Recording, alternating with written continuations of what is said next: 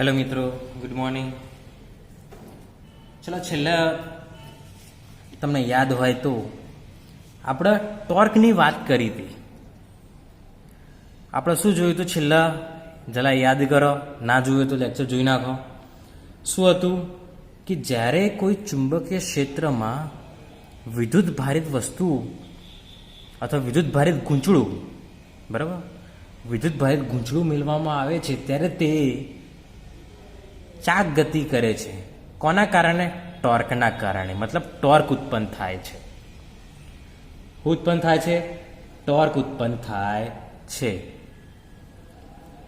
હવે મેં તમને એ વખતે પણ કીધું હતું, ભાઈ આજે ક્રિયા થઈ રહી ઘણી જગ્યાએ કામમાં, જેમ કે પંખાનું મોટર હોય એમાં પણ આવું જ છે. ભાઈ ચુંબકીય ક્ષેત્ર હોય, ખાલી વિદ્યુત પ્રવાહ આલવાની જરૂરિયાત હોય. વિદ્યુત પ્રવાહ આલ્યું, ચુંબકીય ક્ષેત્ર તો હતું જ પહેલાંથી, અને તરત પેલું ફરવા માંડશે, એટલે ચક્ર ફરવા માંડશે, એટલે પંખો એના હંગાત ફરવા લાગશે. એટલે આવી ઘણી જગ્યાએ કામમાં આવે, આવું ઘણી જગ્યાએ કામમાં આવે. બરાબર. તો હવે આવું જ એક જોવાના છીએ આપણે, એવું સાધન જોવાના કે જે આ સિદ્ધાંત પર કાર્ય કરે. જેવું કરે, આ જ સિદ્ધાંત પર કાર્ય કરે. તો એવું સાધન છે આપણું ગેલ્વેનોમીટર. ગેલ્વેનોમીટર મેં તમને કીધું, ગેલ્વેનોમીટર શું હતું? વિદ્યુતનું માપન કરે. ખૂબ જ નાનામાં નાનું વિદ્યુત હોય એને પણ માપન કરે. કદાચ તમે સાયન્સ સિટીમાં જ્યાં હોય ને, સાયન્સ સિટીમાં ત્યાં તમે જોયું હોય કદાચ કે હાથને ઘસીને મેળવાથી કરંટ બતાવવા. એટલે વાસ્તવમાં એ કરંટ માપક નહીં, ગેલ્વેનોમીટર હોય. એટલે તમે હાથના આ રીતે ઘસો અને પછી મેળો, એટલે કારણ કે ઘસવાથી વિદ્યુત ઉત્પન્ન થાય. એટલે ઘસવાથી તમે હાથ મેળો ને આ રીતે, એટલે તરત પેલામાં કોટો ફરે આ રીતે. તમે કદાચ જોઈ જશે. બરાબર. તે ગેલ્વેનોમીટર હોય. ખૂબ જ નાનામાં નાનું પ્રવાહને પણ એ પણ માપીએ. એટલે કારણ કે જે આપણે હાથમાં ઘસવાથી જે પ્રવાહ ઉત્પન્ન થાય ખૂબ જ ઓછો હોય, એનાથી કોઈને કરંટ ના લાગે. એનાથી કોઈને કરંટ લાગે નહીં. એ તો ખૂબ જ નાનું હોય. એટલે ગેલ્વેનોમીટરમાં મેળવા ત્યાં જોવા મળે નાના નાનું પ્રવાહ માપન માટે. ચલો, એની વાત તો આપણે કરીશું, પણ ગેલ્વેનોમીટર કામ કઈ રીતના કરે એની આપણે વાત કરવાની. અને આ રચના કેવી હોય સાધનની, તો એની આપણે વાત કરવાની. તમારી ચોપડીમાંની રચના આલેલી જ હશે. રચના પેલા આકૃતિ આપણે જોઈએ. સૂક્ષ્મ પ્રવાહનું માપન માટે ઉપયોગ થાય. સૂક્ષ્મ પ્રવાહ ઉપયોગ લખ્યો તો લખીએ કે ભાઈ સૂક્ષ્મ પ્રવાહના માપન માટે આનો ઉપયોગ લેવામાં આવે છે. ચલો, એમાં શું હોય એની રચનાની વાત કરીએ તો હું બે આકૃતિઓ દોરે. પહેલી આકૃતિ કે એમાં ચુંબક હોય. ચુંબક હોય આ રીતે. ચુંબક કેવું આ રીતે હોય.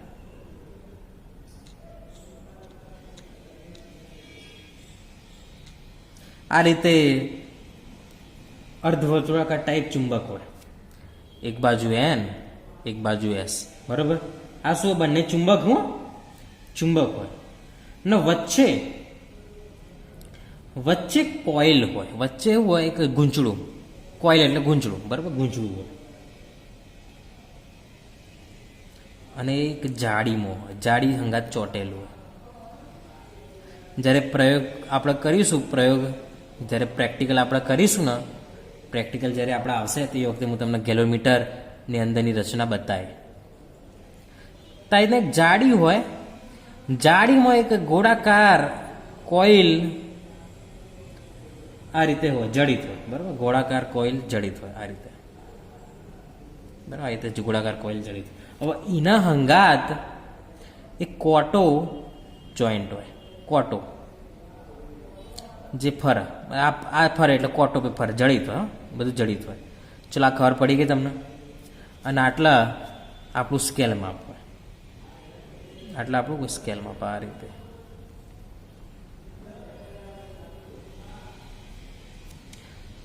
એટલે 15, 10, 5, 0, 5, 10, 15 આ રીતે. વચ્ચે 0 હોય. વચ્ચે શું હોય? 0 હોય. બરાબર. તો આ રીતે એક આ રીતના કંઈક રચના હોય છે. એન અને એસ વચ્ચે આવી જાળી જેવી. ચલો, આ તો ઉપરથી અવલોકન. આ કેવું? ઉપરથી અવલોકન. હવે આડું કરીએ. હવાવું કરીએ, આડું કરીએ. તો આડામાં કેવી રચના હોય તો એ આપણે જોઈ લઈએ. આડામાં કેવી રચના હોય? તો જોતા જજો.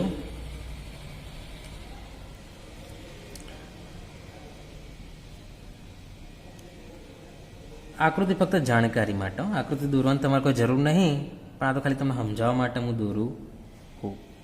આકૃતિ ફક્ત જાણકારી માટે.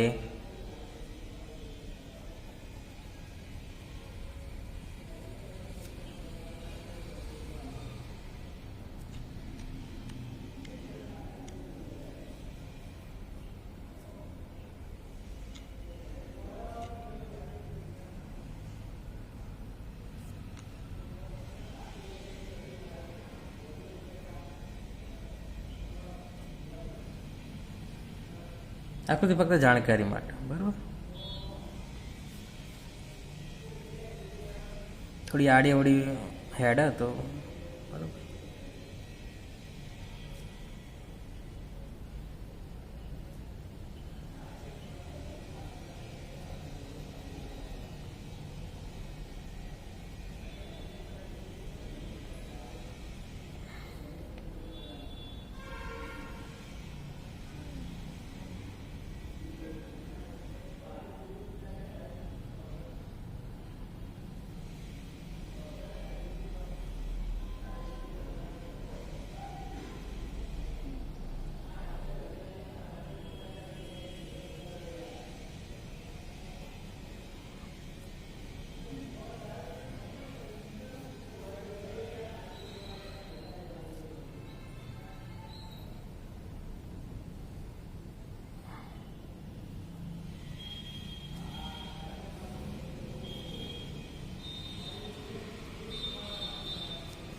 ચોપડીમાં પણ આકૃતિ તમે જોઈ શકશો, કંઈક આવી રચના.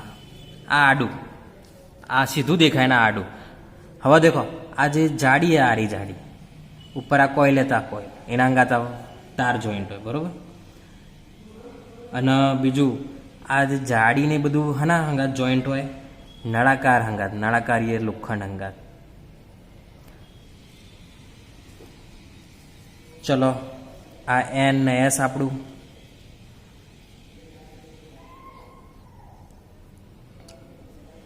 એટલે સ્પ્રિંગ હોય, સ્પ્રિંગ. આને ફ્રેમ કહેવાય. આજે જાડી એને કહેવાય ફ્રેમ કહેવાય. આ આપણું સ્કેલ અને આપણું દર્શક કોટો, દર્શક કાંટો. આ તો દર્શક બતાવો. ચલો, ખબર પડી ગઈ તમને. અને આટલા આપણે કોઇલ, આ જે કોઇલ હોય, બરાબર, કોઇલ. હવે તમને કહી દઉં કેવી થાય. હા, ચુંબક તો પહેલાથી જ, ચુંબક તો પહેલાથી એન થી એસ તરફ ચુંબકીય ક્ષેત્ર હોય છે. હવે ગેલ્વેનોમીટરના તારને જ્યારે આપણે વિદ્યુત પ્રવાહ સાથે જોઈન કરવામાં આવે એટલે વિદ્યુત પ્રવાહ પસાર થાય ઓમો. આ જે કોઇલ હ એમાં પ્રવાહ પસાર થાય. કોઇલ એટલે ગૂંચળામાં પ્રવાહ પસાર થાય એટલે એના પર ટોર્ક લાગે. એના લીધે આ ફર, બરોબર. એના લીધે આ કોઇલ ફરી એના હંગાત જોઈન્ટ દર્શક કોટો ફર્યો. દર્શક કોટો ફર્યો એટલે આવર્તન થયું. આવર્તન એટલે ખસવું. આવર્તન એટલે એવું થાય, ખસવું. ચોપડીમાં આવો શબ્દ હશે, આવર્તન થાય. આવર્તન એટલે ખસવું. ખસ, અમુક ખૂણે ખસવું. આવર્તન એટલે ખસવું અમુક ખૂણે, કોઈક ખૂણે ખસવું. બરાબર, ખબર પડી ગઈ આ વાત.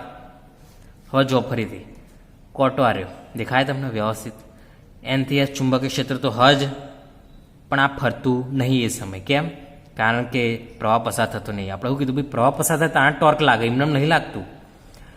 તરત આપણે જોઈન કર્યું ગેલ્વેનોમીટરના પ્રવાહ અંગાત. આમાં પ્રવાહ પસાર થવા માંડ્યો. પ્રવાહ પસાર થયો તેના લીધે ગૂંચળા પર ટોર્ક લાગશે, કારણ કે ચુંબકીય ક્ષેત્ર તો હતું જ પહેલાંથી. ટોર્ક લાગશે એટલે કાં તો આમ ફરશે. એ પ્રવાહની દિશા પર આધારિત. પ્રવાહ ઓમ ફરતો હોય તો ઓમ જહ, આમ ફરતો હોય તો આમ જહ. એટલે પ્રવાહની દિશા પર આધાર રાખે. પ્રવાહ કઈ રીતે પસાર થાય? કારણ કે તમે ગેલ્વેનોમીટર જોયું હોય ને, તેના બે હોય છેડા, બે હોય, એક પ્લસ ને માઇનસ. તો પ્લસથી માઇનસ તરફ જાય કે માઇનસથી પ્લસ તરફ જાય. બરોબર, ગેલ્વેનોમીટર આપણે જોઈશું. બરોબર, એટલે એના પર આધારિત. તમે ના જોયું તો હાલ જ યુટ્યુબ પર સર્ચ મારો અથવા તો ગૂગલ તમારી જોડે હોય નેટ તો અત્યારે બધા લોકો વાપરતા જ હશે.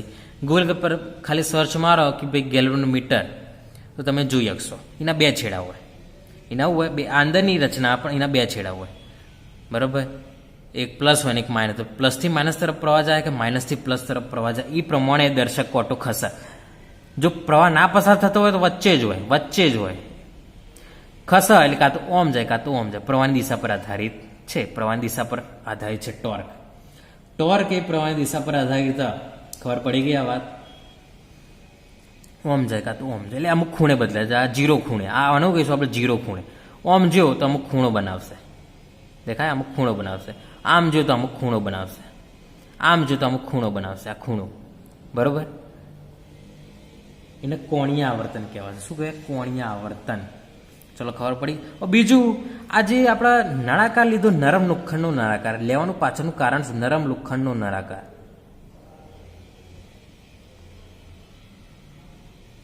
તો નરમ લોખંડનો નળાકાર એના માટે લીધો કે જેથી નરમ લોખંડના નળાકારને કારણે ત્રિજ્યાવર્તી ચુંબકીય ક્ષેત્ર મળે. નરમ લોખંડ એટલા માટે લીધો કે જે ચુંબકીય ક્ષેત્ર એ ત્રિજ્યાવર્તી બને, બરોબર. નરમ લોખંડનું નળાકારને કારણે, આટલે એક વાક્ય લખ્યું, નરમ લોખંડના નળાકારને કારણે, નરમ લોખંડના નળાકારને કારણે જે ચુંબકીય ક્ષેત્ર હોય એનથી એસ તરફ ત્રિજ્યાવર્તી બને છે. ત્રિજ્યાવર્તી બને ને, ત્રિજ્યાવર્તી તો ક્ષેત્રફળ એ અને બીનો કોણ વચ્ચેનો કોણ 90 બને. 90 બને છે ત્રિજ્યાવર્તી બને. તો બી જો ત્રિજ્યાવર્તી બને તો એ અને બી વચ્ચેનો કોણ 90 થઈ જાય. આ ત્રિજ્યાવર્તી બને એના માટે જ આ લીધે નરમ લોખંડનો નળાકાર. ચલો ખબર પડી ગઈ આખી રચના? ખબર પડી. હવે આના આપણે આગળ જવાનું. ટોર્ક લાગે, કેટલું લાગે? ટોર્કનું આપણે જોયું તો સૂત્ર યાદ હોય તો NIA ક્રોસ બી, આવું હતું સૂત્ર. NIA ક્રોસ બી આવું સૂત્ર હતું, યાદ હોય તો. NIAB sin θ તો NIA cross B, NIAB sin θ તો આવું હતું NIAB sin θ. હવે જો NIAB થીટા કેટલો હોય? 90 હોય. સાઈન 90 લઈ દો. સાઈન 90 એટલે 1. તો NIAB લાગે ટોર્ક ગેલ્વેનોમીટર પર. તો ગેલ્વેનોમીટર પર આટલું ટોર્ક લાગે છે. ચલો ખબર પડી ગઈ આ વાત. હવે એક બીજી વાત, ટોર્કના કારણે શું થાય? કોણાવર્તન. ટોર્કના કારણે શું થાય? કોણાવર્તન. અહીંથી ઓમ જાય, આ તો ઓમ જાય.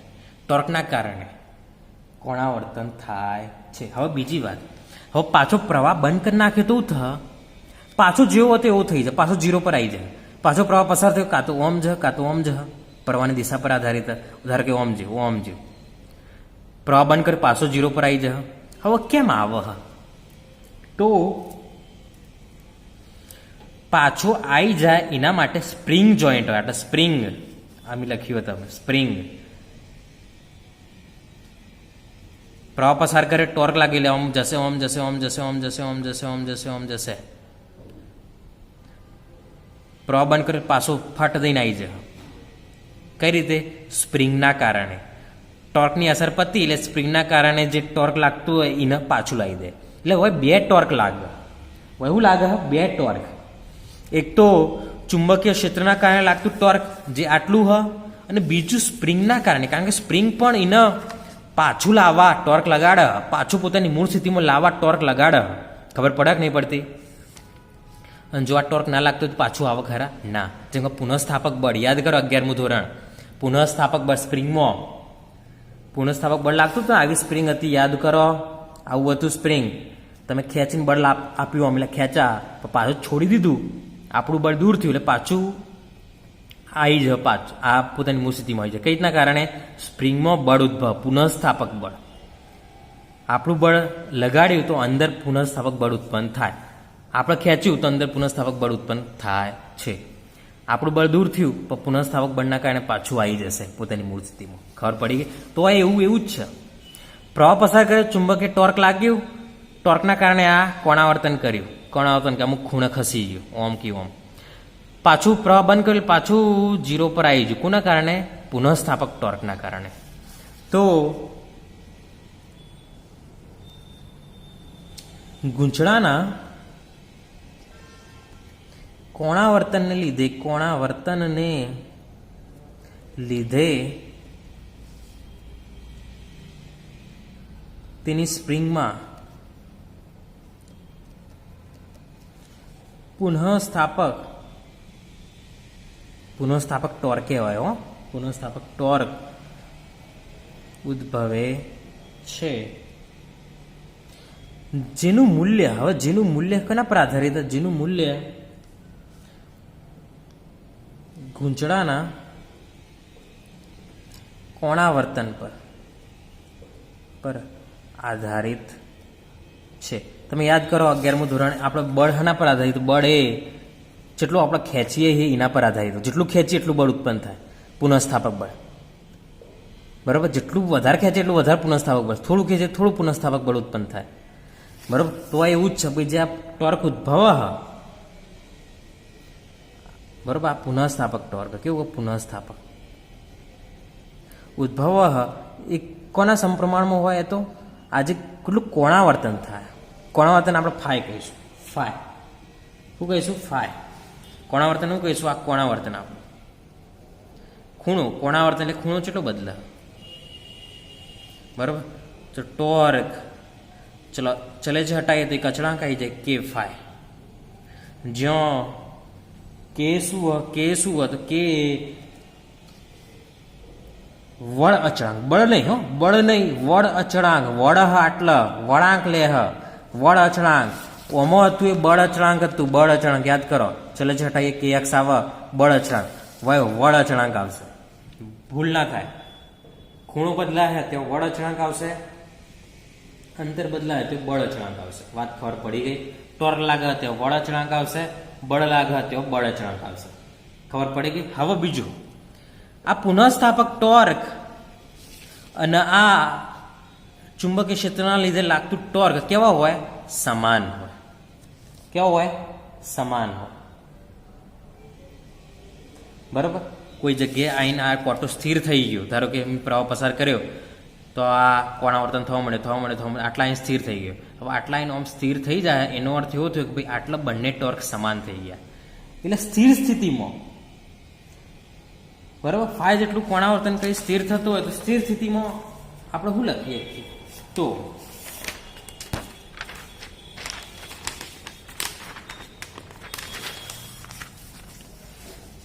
તો આપણે આવું લખીએ કે ભાઈ ફાય જેટલું કોણાવર્તન પામી સ્થિર થાય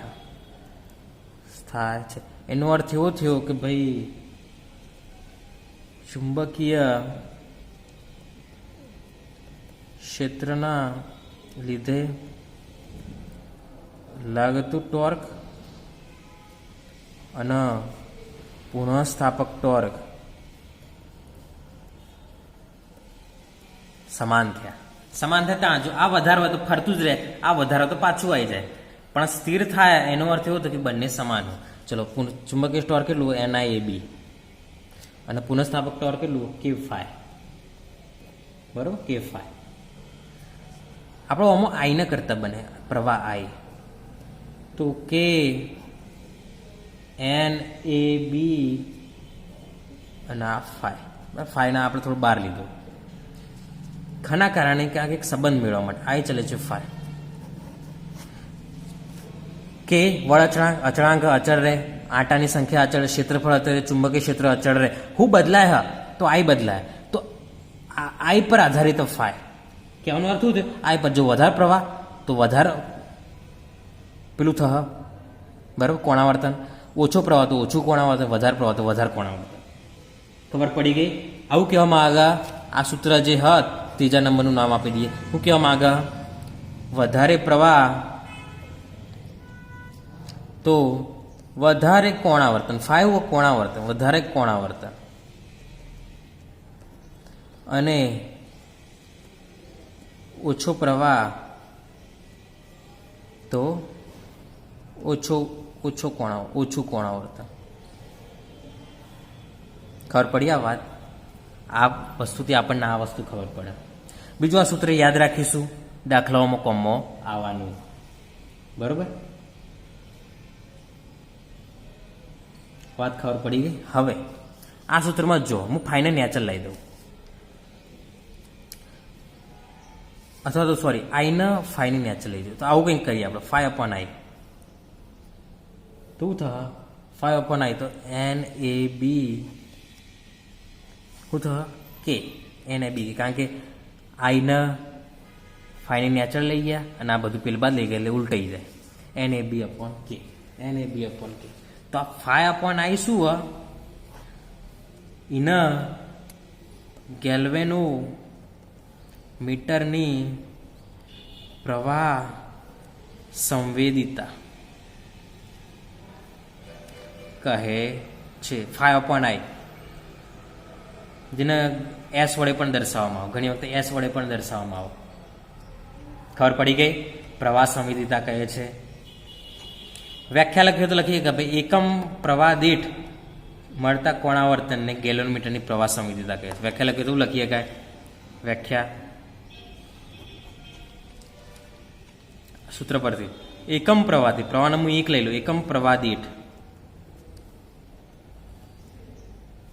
મળતા આવર્તન અથવા કોણાવર્તનને ગેલ્વેનો મીટરની પ્રવાહ સંવેદિતા કહે છે. વિકલ્પમાં પૂછીએ કે 5/i એટલે શું, અથવા પ્રવાહ સંવેદિતા એટલે શું, અથવા તો દાખલાઓમાં પ્રવાહ સંવેદિતા શોધવાનું પૂછીએ કે. ખબર પડી ગયા વાત? બરોબર. અને આ પ્રવાહ સંવેદિતા જેટલું સારું એટલું ગેલરીમીટર સારું, એટલું સૂક્ષ્મ માપીએ. સંવેદિતા એટલે સંવેદનશીલ. સંવેદિતાનો અર્થ શું થાય? સંવેદનશીલ. આ પ્રવાહ સંવેદિતા જેટલું સારું, આ જેટલું વધારે એટલું નાનામાં નાનો પ્રવાહ માપીએ. આ પ્રવાહ સંવેદિતા, સંવેદન એટલે એવું થાય તમને કહો. સંવેદનશીલ એટલે લાગણીશીલ, સંવેદનશીલ આપણે કહેતા હોઈએ વ્યવહારિક ભાષામાં. સંવેદના શું હોય કે જે સહેજ કંઈક થાય તો એના પર અસર થાય એટલે સંવેદનશીલ. સહેજ વાતાવરણમાં ફેરફાર તો બીમાર પડી જાય, એ સંવેદનશીલ કહેવાય. તો એ ગેલોમીટરની સંવેદિતા એટલે એવું કે નાના નાનો પ્રવાહ માપીએ, નાના પ્રવાહ પ્રત્યે સંવેદિતા દર્શાવો. સહેજ પણ પ્રસાર કરે તોય આવર્તન દર્શાવો. નાના પ્રવાહ પ્રત્યે સંવેદિતા દર્શાવો, એને કહેવાય ગેલોમીટરની સંવેદિતા. તો પ્રવાહ સંવેદિતા વધારવા માટે આપણે શું કરવું પડે? આ મૂલ્ય વધારવું પડે. અને આ મૂલ્ય વધારવા માટે શું કરવું? કાં તો ગેલોમીટરના આંટાની સંખ્યા વધારો, કાં તો ચુંબક જે લગાવે એનું ચુંબકીય ક્ષેત્ર વધારો, કાં તો ગૂંચવણનું ક્ષેત્રફળ વધારો, કાં તો કે વધારો. કે તો મોટાભાગે આપણે પ્રવાહ પર આધારિત. પણ જો આપણે આંટાની સંખ્યા વધારી દઈએ, આ કંઈક કામનું. આંટાની સંખ્યા આપણા કંટ્રોલમાં હોય. ભાઈ ગૂંચળું તો આપણા ઈચ્છાનુસાર બનાવી શકીએ, ગૂંચળું નાનું મોટું આપણે ઈચ્છાનુસાર બનાવી શકીએ. તો જો હું આંટાની સંખ્યા વધારી દઉં, ગૂંચળામાં આંટાની સંખ્યા વધારી દઉં તો મારું કામ થઈ જાય. તો ગેલોમીટર વધારે સંવેદનશીલ બની જાય. એટલે પ્રયોગશાળામાં જે વપરાય ને સંવેદનશીલ ગેલોમીટર હોય, અને અમુક હાઈ લેવલની પ્રયોગશાળામાં અતિ સંવેદનશીલ હોય. અતિ એટલે અતિ, સહેજ પણ પ્રવાહ પસાર થયો માઇક્રોક્રમનું તો પણ માપી શકાય. અમુક એવા ગેલોમીટર કે આટલું માપી શકે, 10⁻11 એમ્પિયર. -11 એટલે શું થયું જુઓ તો ખરા. -11 એટલે 1/1 મેડા, 11 મેડા, સોરી 10 મેડાની 11 મેડા. બોલો, આટલું પ્રવાહ માપી શકે. માઇક્રો કરતા ને માઇક્રોમાં 10⁻6 આવા તો 10⁻11 માઇક્રો કરતા ને એનો તો વિચાર કરો, આવું માપી શકે. ખૂબ જ સૂક્ષ્મ. પણ એના માટે આપણે સંવેદિતા વધારવી પડે. સંવેદિતા વધારવા માટે આપણે શું કરવું પડે? ઓટાની સંખ્યા વધારવી પડે. કાં તો જે ચુંબક મેલ્યા અંદર, ચુંબક જે મેળ્યા એની ચુંબકીય ક્ષેત્ર વધારવું પડે. બરોબર? કાં તો ક્ષેત્રફળ વધે એવું કંઈક કરવું પડે. વળ અચળાંક પર તો આપણો કંટ્રોલ નહીં. વળ અચળાંક તો કેટલું વડે હોય એના પર આધારિત, એટલે એના પર આપણે કંટ્રોલ નહીં. પણ ઓટાની સંખ્યાને એ બધા પર કંટ્રોલ, અને મોટાભાગે આપણે આંટાની સંખ્યા પર વધારે કંટ્રોલ. તો જે હાઈ લેવલની પ્રયોગશાળાઓ હોય ત્યાં વધારે આંટાવાળા ગૂંચળાઓ ઉપયોગ થાય, વધારે સંવેદનશીલ ગેલોમીટર બની જાય. એટલે સહેજ પણ પ્રવાહને એ જાણી હકે, માણી હકે, માપી હકે. ચલો, ખબર પડી ગઈ ગેલોમીટર વિશે. તો આપણે સૂત્રો યાદ રાખીશું, બરાબર. આ સૂત્ર અથવા તો આ સૂત્ર તમે યાદ રાખો, એક જ છે સૂત્ર, ગમે તે વસ્તુ પૂછી શકે, બરાબર. સારું, હવે નેક્સ્ટ ટાઈમે આપણે ગેલ્વેનોમીટરના ઉપયોગો જોઈશું. ગેલ્વેનોમીટરનો એ મીટર તરીકે ઉપયોગ કરીએ કે? તો હા, કરીએ કે. માપ જ છે પ્રવાહનો. ગેલ્વેનોમીટરનો વોલ્ટમીટર તરીકે ઉપયોગ કરીએ કે? તો હા, વોલ્ટમીટર તરીકે પણ ઉપયોગ કરીએ કે. પણ અમુક ખામીઓ હો અને અમુક મર્યાદાઓ હો, એટલા માટે આપણે એ મીટરના વોલ્ટમીટરની જરૂર પડી. ચલો, એ જોઈશું આપણે નેક્સ્ટ ટાઈમે, બરાબર. આ લેક્ચર આપણે આટલા સુધી રાખીએ.